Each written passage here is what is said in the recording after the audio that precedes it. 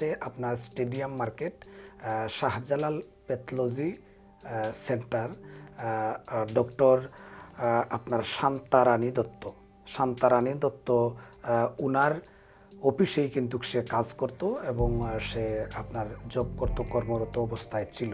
আসসালামু আলাইকুম সম্মানিত দর্শক মণ্ডলী, যারা সিলেটি স্টার ইউটিউব চ্যানেলে আছেন সবাইকে স্বাগত জানাচ্ছি আমি ইকরাম উদ্দিন নতুন আরেকটি ভিডিওতে। আশা করছি সবাই ভালো এবং সুস্থ আছেন, দেশ এবং দেশের বাহিরে যারা আছেন। আপনারা অনেকেই SMS করছেন প্রতিবারের নেই আমার ফেসবুক পেজ বাউল ইকরাম উদ্দিন পেজে। আপনারা বলছেন ভিডিও দেওয়ার জন্য এবং ভিডিও তৈরি করার জন্য। আমি আসলে আগেই বলেছি, প্রত্যেকটা ভিডিওতে আমি বলে আসছি যে আমার আসলে সময়ে স্বল্পতার কারণে, সময়ের অভাবের কারণে আপনাদের সামনে আমি আমার রেকর্ডিং ভিডিওগুলি নিয়ে আসতে পারি না। বিশেষ করে যে খবরটি আপনারা জানতে চান এবং যে খবরটি আপনারা আমাকে SMS করেন জানার জন্য, এটা হচ্ছে রায়হান হত্যা এবং SI আকবরের কোনো নিউজ বা কোনো খবর আমি জানি কি না। এটা আমার পরিচিত যারা আছেন অনেকে আমাকে আইডিতেও ইনবক্স করেন। এটা শুধু আমরা যতটুকু দেখতে পাচ্ছি এটা একদমই স্তব্ধ হয়ে গেছে, নীরব হয়ে গেছে। নীরব যদি হয়ে থাকে আসলে আমাদের আর কোনো কিছু করার থাকে না। আমরা যারা প্রবাসে থাকি, যারা আপনারা প্রবাসে থাকেন, তারা সবসময় আমাকে বিশেষ করে SMS করেন জানার জন্য এবং বোঝার জন্য। আমার কাছে আজকের যে খবরটা, আপনারা অবশ্যই টাইটেলটা দেখেই বুঝতে পারছেন এই আমি কি বলতে চাচ্ছি।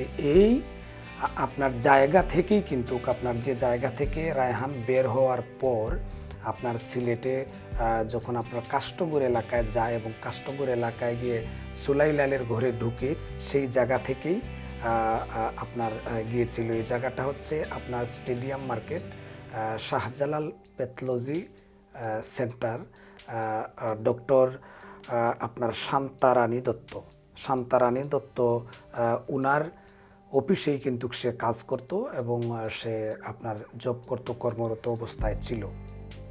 সেখান থেকেই বের হয়ে প্রথম অবস্থায় রওনা দেয়। বের হওয়ার পর থেকেই কিন্তু আপনারা এটা ইতিমধ্যে জানেন যে আর সে কখনো ফিরবে না, আর সে কোনো সময়ও তার মায়ের বুকে যাবে না, আর সে কোনো সময়ও তার সন্তানের কাছে যাবে না, আর সে কোনো সময় তার স্ত্রীর কাছে যাবে না। এবং নির্মমভাবে তাকে হত্যা করা হয়েছে। আপনারা দেখেছেন আপনার পুলিশফাঁড়ি, বন্দরবাজার পুলিশফাঁড়িতে তাকে কিভাবে নির্মমভাবে হত্যা করা হয়েছে, খুন করা হয়েছে।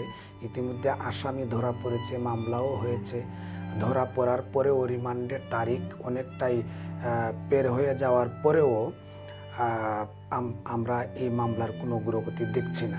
আমরা যারা প্রতিবাদিত্ব ছিলাম, আমরা একটা বিষয় এখানে জানতে পারি বা বুঝতে পারি, যারা দেশ বিদেশে আমরা প্রতিবাদ করছি, বিশেষ করে যারা প্রবাস থেকে প্রতিবাদ করেন, তারা সবসময় কিন্তু চান প্রত্যেকটা হত্যাকাণ্ডের, প্রত্যেকটা ঘটনার মূল রহস্যটা খুঁজতে। কারণ তারা জানেন একটা হত্যাকাণ্ড আপনার হওয়ার পর কিভাবে কষ্ট দিয়ে একজন মানুষকে মারা হয়।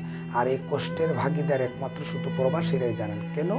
যারা প্রবাসে থাকেন তারা জানেন কর্ম করতে, কাজ করতে, টাকা উপার্জন করতে কতটুকু কষ্ট লাগে, কতটুকু কষ্ট করতে হয়। আর এই কষ্টের টাকাই কিন্তু অনেকটা ফ্যামিলি বাংলাদেশে চলে এবং এটাতে সরকারের অধিকাংশ এখানে আপনার ট্যাক্স আছে। এটা আমি বলতে পারি যে এই কষ্টের যে ভাগটা, আমি কেন বললাম এই কথাটা, আপনারা দেখেন রায়হানের ফ্যামিলির অধিকাংশ মানুষও কিন্তু প্রবাসে থাকেন, আমেরিকায় থাকেন, লন্ডনে থাকেন। তারা জানেন যে প্রবাসে কিভাবে কষ্ট করতে হয়। সাধারণ কষ্ট করে আপনার দিন যাপন করাটা যতটুক আপনার এটাকে চালিয়ে যেতে মানুষের যতটুক আপনার করতে হয়, তবু আমি যতটুক মনে করছি যে তার চেয়েও কিভাবে একজন মানুষকে একজন মানুষ খুন করে, এই কষ্টটা করে একজন ফ্যামিলিকে আমি স্টাবলিশ করলাম, মাথার গাম ফায়ে ফেলে একজন ফ্যামিলিকে আমি আপনার কি বলে বড় করলাম। ছেলে, ভাই, বোন, স্ত্রী, মা, বাবা সবাইকে আমি আপনার টাকা রুজি করে প্রবাসে থেকে থেকে আমি একটা ফ্যামিলিকে, একটা দেশকে, একটা জাতিকে, একটা সমাজকে কেউ কেউ আছেন এভাবে ধরে তুলছেন এবং ধরে রাখছেন। মনে করেন কিছু কিছু সংগঠন আছে প্রবাসীদের টাকায় বাংলাদেশে এখানে চলে, বাংলাদেশে চলে। তো এই হিসাবে এই কষ্ট করছেন প্রবাসীরা বসে বসে, তারপরে আপনার একটা ফ্যামিলিকে কিভাবে ধ্বংস করে দেওয়া হয় বা দেওয়া হয়েছে এটা আপনারা ইতিমধ্যে দেখেছেন। যার জন্য অনেক প্রবাসী ভাই বোনেরা আছেন এই বিষয়টা জানতে চান এবং বুঝতে চান এবং এই হত্যাকাণ্ডের আগা থেকে গুড়া পর্যন্ত ওনারা জানতে চান কেন, কিভাবে, কোন কারণে তাকে হত্যা করা হয়েছে। যদিও বাংলাদেশের যারা আছেন, যারা আন্দোলন করছিলেন, তারা একদমই স্তব্ধ হয়ে গেছেন, নীরব হয়ে গেছেন, কিন্তু প্রবাসী অনেক ভাই বোনেরা আছেন যারা জানতে চান। বিশেষ করে যারা রায়হানের আত্মীয় খেস কুটুম আছেন। আমি এই খবরটা একমাত্র শুধু জেনেছি আমাদের সুহেল ভাই, যিনি সুহেল ভাইকে আমি 2 বার আমার এখানে আমন্ত্রণ জানিয়েছিলাম আমার চ্যানেলের মাধ্যমে। সুহেল ভাইয়ের মাধ্যমেই আমি খবরটা পেয়েছি এবং এই পিকচারগুলি পেয়েছি। সুহেল ভাইকে নিয়ে অতি শীঘ্রই আমরা কিন্তু এই বিষয়টা নিয়ে আবার বসবো, অবশ্য আপনারা আমার সাথে থাকবেন। তো সর্বোপরি দর্শক মণ্ডলী, আমরা চাই এই হত্যাকাণ্ডের মূল রহস্যটা সামনে বেরিয়ে আসুক এবং যারা হত্যাকারী, যারা হত্যা করেছে তাদের কঠিন শাস্তি দেওয়া হোক। বিশেষ করে আকবরের সর্বোচ্চ শাস্তি মানুষ ফাঁসি দাবি করছেন সকলের সাথে।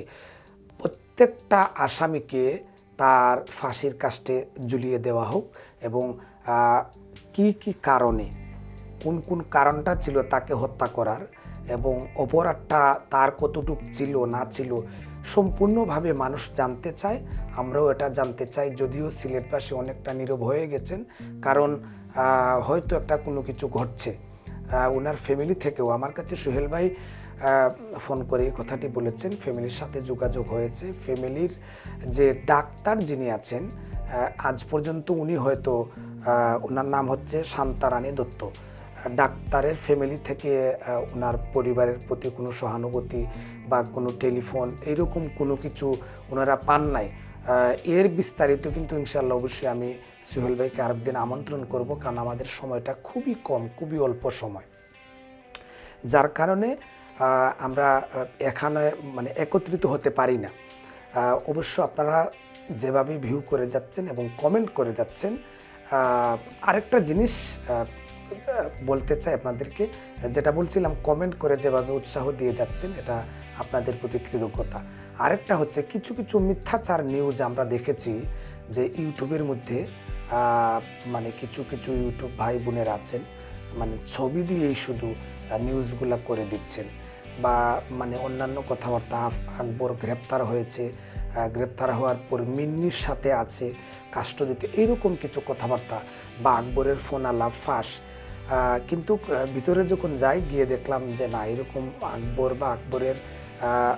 বা আপনার রায়হানের টেলিফোনের ফোন ফাঁস বা রায়হান যেভাবে ফোন করেছিল তাদের সাথে এরকম ফোন আলাপ, কোনো ধরনের কোনো ফোন আলাপ আমরা ফাঁস পাই নাই। কিন্তু কেন যে কিভাবে ওনারা মিথ্যাচার করছেন সেটা আমার বোধগম্যে আসছে না। তো এই বিষয়গুলো দেখবেন। আপনারা বলতে পারেন যে আমি হয়তো তাদের মতনই 2টা পিকচার দিয়ে আপনাদের সামনে উপস্থাপনা করলাম, বাট এই পিকচারটা যদি আমি দিয়ে থাকি, আপনারা এখানে হয়তো যারা নিউজ রিপোর্টার আছেন বা আপনারা যারা বাংলাদেশি ইউটিউবার ভাই বোনেরা আছেন, আপনারা যদি ওখানে যান, গেলে পরেও তো দেখতে পারবেন সত্য এবং মিথ্যা কোনটা, যে আপনার এখানে হয়েছে কিনা, রায়হান তার কাজ করতো কিনা বা ডক্টর উনি আছেন কিনা। আমি জানি না যে ডক্টর কেন তার প্রতি, তার ফ্যামিলির প্রতি কোনো ধরনের সহানুভূতি বা দুঃখ প্রকাশ কোনোদিন টেলিফোন করেন নাই, তারও কিন্তু কারণ সেটা আমরা জানতে পারি নাই। তো যাই হোক, সম্মানিত দর্শক মণ্ডলী, একটাই দাবি, একটাই কথা হচ্ছে যে রায়হানের ফ্যামিলির যারা আছেন সবাইকে সান্ত্বনা দেওয়ার মতনই কোনো ভাষা আমার নেই। আমি চেষ্টা করব সুহেল ভাইকে আমাদের সামনে এনে 2-1টি কথা বলার। যারা এত সময় ছিলেন, আমার কথাগুলি শুনলেন, সকলের প্রতি কৃতজ্ঞতা। আপনারা আবারও বলছি, আপনারা ভালো থাকুন, সুস্থ থাকুন, আমার জন্য দোয়া করবেন, আমার ফ্যামিলির জন্য দোয়া করবেন, প্রত্যেকটা মুসলমান ভাই বোনদের জন্য দোয়া রইল। বিশেষ করে বাংলাদেশ এগিয়ে যাক এবং যে খুন হত্যা গুম দর্শন মামলা এগুলা হচ্ছে, এগুলা থেকে সবাই যাতে বিরত থাকে, সচেতন থাকে, সেটাই আশা করি। আজকের মতো এখান থেকে আমি ইকরামউদ্দিন বিদায় নিচ্ছি। ভালো থাকুন, সুস্থ থাকুন। আসসালামু আলাইকুম ওয়া রাহমাতুল্লাহ।